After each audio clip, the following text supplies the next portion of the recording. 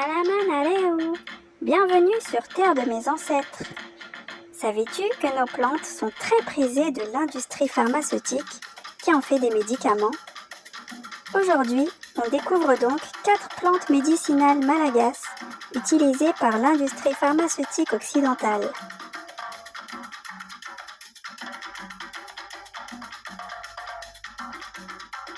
1. Drosera madagascariensis. C'est une plante qui pousse dans les lieux humides, comme les rizières ou les murs suintants, notamment à Ranomafan, mais aussi à Tana. C'est une plante insectivore, qui possède des propriétés antitussives, connues de nos ancêtres qui l'utilisaient traditionnellement pour soigner les maladies de l'appareil respiratoire. L'industrie pharmaceutique en a donc fait des sirops contre la toux. L52 solution buvable, Stodal sirop ou encore Pertudoron. 2. Centella asiatica.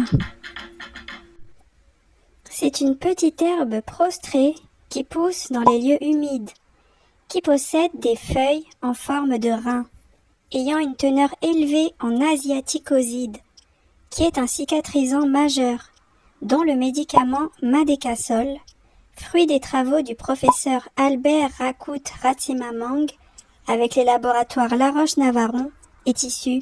Le Madécasol, qui est un cicatrisant contre l'ulcère gastro-intestinal et l'ulcère externe, a été breveté le 28 octobre 1975.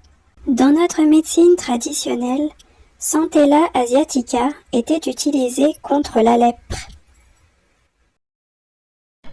3. Voacanga toirsi. Cette plante, qui pousse le long des rivières, possède des graines contenant une substance, la tabersonine, qui, depuis les années 70, sert à élaborer des médicaments comme la vincamine, qui favorise l'oxygénation cérébrale.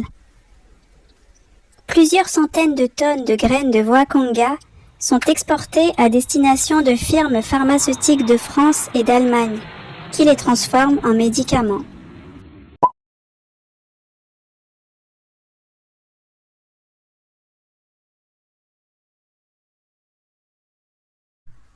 Par ailleurs, Voacanga toirsi a fait l'objet de 3 brevets. Un premier brevet français, du 21 mars 1960, des laboratoires Gobet, concernant le mode d'extraction d'alcaloïdes à partir de Voacanga. Un deuxième brevet suisse, du 6 novembre 1964, quant à l'emploi de la voacomine et d'autres alcaloïdes bis-indoliques dans le contrôle chimiothérapique des tumeurs. Et enfin un troisième brevet, néerlandais, datant du 9 mai 1966. Qu'en est-il de son usage traditionnel? En pays Betsimisaraq, on l'appelle akang. Chez les Sakalaves, on l'appelle kaboudjan. Dans la région d'Anyalaza Forest, cette plante est appelée kabouk. On utilise les feuilles, le latex, les racines, les graines et l'écorce pour le bien-être digestif, pour soigner les blessures, traiter l'hypertension, les mycoses, la syphilis, et les femmes de la région l'utilisent durant l'accouchement. 4. Catharanthus roseus. La pervenche de Madagascar, qui est originaire de la région de Toulangal, a longtemps été considérée comme une peste par les paysans, car elle envahit spontanément les champs laissés en jachère. En 1510, les feuilles de pervenche étaient déjà utilisées comme antiseptiques au Brésil. C'est en 1952 que le médecin Clark Noble découvre les propriétés anticancéreuses des alcaloïdes contenus dans ces feuilles, qui seront isolés entre 1958 et 1965 pour en faire des médicaments. Navelbine, tiré de la vinorelbine, qui traite le cancer des poumons, des seins et de la prostate, et Javlor, tiré de la vinflunine, qui traite le cancer de la vessie et de l'urétère. Le laboratoire américain Eli Lilly a pour sa part élaboré un traitement contre la leucémie infantile grâce à cette plante. La plante entière est déterrée pour prendre les racines d'une part et les feuilles-tiges feuillées d'autre part. Ce sont pas moins de 1000 tonnes qui sont exportées chaque année. Quand on évoque la pervenche de Mada, on ne peut s'empêcher de parler de biopiraterie.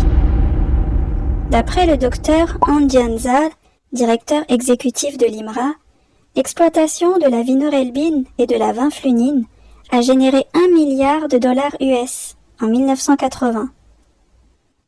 Les laboratoires Pierre Fabre, qui ont commercialisé en 1960 le médicament Navelbine, issu de la pervenche, ont obtenu l'exclusivité de la commercialisation, qui leur serait revenue à 100 millions de dollars annuels.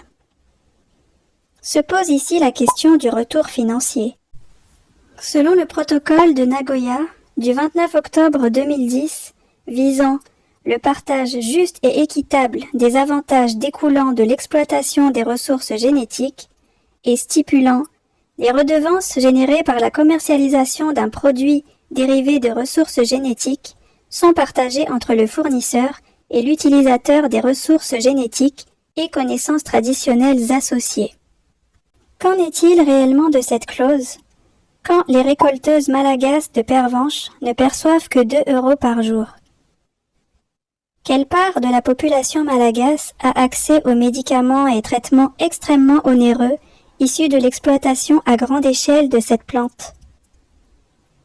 Les Malagasy peuvent-ils encore utiliser pour leur usage personnel cette plante issue de leur pharmacopée traditionnelle? Quand on veut voir la valeur d'une entreprise, on regarde son actif et son passif. Nous sommes liés à la nature. Il y a à Madagascar une petite fleur qui s'appelle la pervenche de Madagascar. Figurez-vous que cette fleur a ses racines qui sont toujours exportées de Madagascar pour fournir l'industrie pharmaceutique. Ce sont 60 000 vies d'enfants qui sont sauvées en Europe et aux États-Unis tous les ans grâce à cette fleur. Et les femmes qui collectent cette plante gagnent moins de 1 € par jour. Qu'est-ce qui se passe si elles arrêtent de collecter les racines de cette plante? L'ensemble de l'industrie dépend de la biodiversité. En pays Antakaran, on l'appelle radzum, ou voanénine, et on utilise les feuilles, les sommités fleuries en décoction interne et externe, en bain de bouche, contre les candidoses buccales, et également contre l'hypertension, le diabète et les affections du foie. Voilà, c'est la fin de la vidéo. Connaissais-tu ces plantes? Connaissais-tu les médicaments issus de ces plantes? Comment s'appellent ces plantes dans ta région? Dis-nous tout dans les commentaires. Si tu as aimé la vidéo, n'hésite pas à liker, t'abonner et partager pour nous soutenir. Décolonisons nos mémoires, nos corps et nos esprits et redevenons nous-mêmes. À bientôt!